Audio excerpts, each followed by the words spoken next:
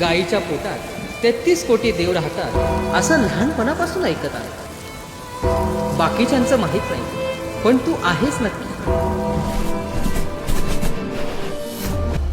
तुझ्या इतकं मी कोणाला कधीच जवळून पाहिलं नाही रे.